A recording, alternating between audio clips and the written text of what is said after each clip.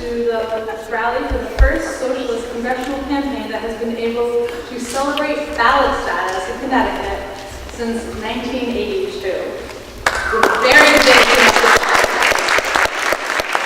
A lot of reasons this campaign is so exciting isn't just because of how long it's been since we've had a socialist at mainstream debates in the state, but it's because of the politics of the socialist campaign. Democrats and Republicans have not, in any recent span of time, been seriously challenged.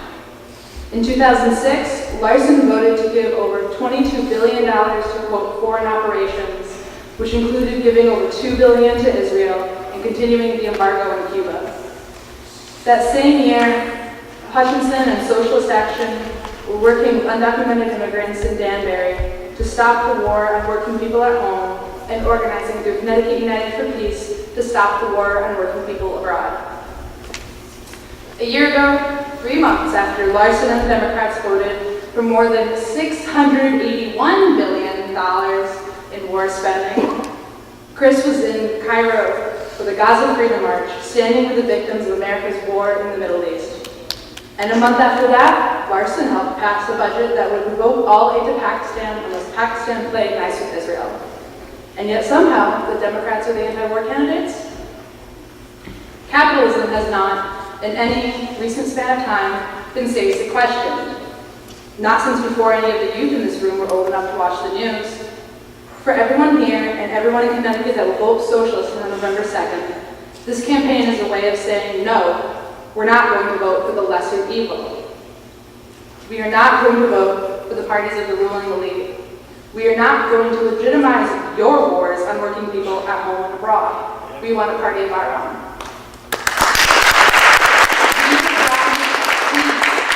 And we're given escalations in Afghanistan and the brutal bombings of Pakistan. We were promised health care, but it was the health insurance companies that won big. Americans thought they were voting against racism, while Bumia Abu-Jamal sits on death row and Muslims are thrown into prison without ever having committed a crime. The American voting process has not, in any recent span of time, been seriously confronted. We are the only party on the ballot which is not running to get someone elected with false promises of change, but to empower working people to make their own change in their communities and workplaces. We need to build a network of working people who want to strengthen their unions at the base. We need to find students who are ready to fight against the wars and tuition hikes by organizing with each other and their professors and the staff of their campus.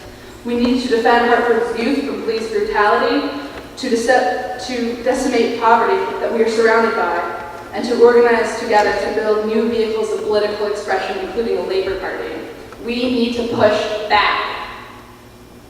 The vote changes nothing, and this campaign is the only one on the ballot not afraid to expose this basic truth. This election will be a small stepping stone in all of these fights. The speakers we have for you tonight have decided to dedicate themselves to this struggle for a better world and are inspiring others through their daily work to join that adventure.